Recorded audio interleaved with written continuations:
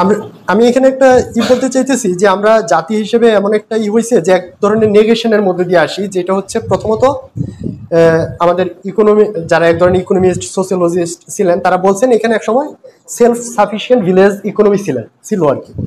তো আসলে এটা আসলে এই ডেফিনেশনের ভিতরে আটকে থাকে না। আমরা যে ইউনিফাইড হোল হই নাই তার ডেফিনেশনটাই এইখানে, যে আমরা আমাদের মধ্যে এখনো এই রিজিওনালিজমের মধ্যেটা আছে। আমরা আমরা যখন বাংলাদেশ বুঝি তখন আমরা হোল বাংলাদেশটা বুঝি না।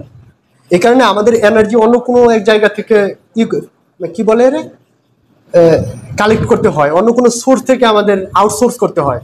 যদি আমরা একটা এই ইউনিফাইড হোলটা হয়ে উঠতে পারতাম, আমরা একটা নেশন হয়ে উঠতে পারতাম, আমরা একটা পলিটিক্যাল কমিউনিটি হয়ে উঠতে পারতাম, তাহলে আমরা আমাদের নিজেদের মধ্য থেকে ইকোনমি দাঁড় করাইতাম, আমাদের এইখান থেকে এক ধরনের কালচার দাঁড়াইতো, আমাদের এইখানে হিস্ট্রি দাঁড়াইতো।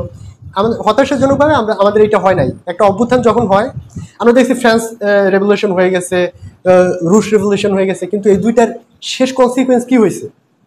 ফ্রান্স এখন বোধহয় ফিফথ রিপাবলিকের মধ্যে আছে, আর রুশ রেভলিউশনের পরে 100 বছর, তারপরে তো আবার দেখছি আমরা কি অবস্থা। তার মানে একটা রেভলিউশন যদি এরকম ধরলাম, আমরা একটা রেভলিউশনের মেসেজ 100 বছর পর্যন্ত আমরা ক্যারি করে নিতে পারি, তারপরেও যদি সেটা স্টে না করে, তাহলে আমাদের 2000 মানুষের মৃত্যু দিয়ে কি আমরা 100 বছরের স্টেবিলিটি কিনি?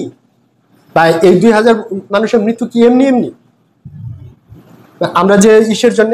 তাহলে আমরা আরো যেন একটা স্টেবল একটা তৈরি করতে পারি, তার একটা মানে ওয়ে আউট হইতে পারে, যে হচ্ছে আমাদের সোসাইটিতে কোনো ধরনের হাসিনা ইজম যেন না দাঁড়াইতে পারে।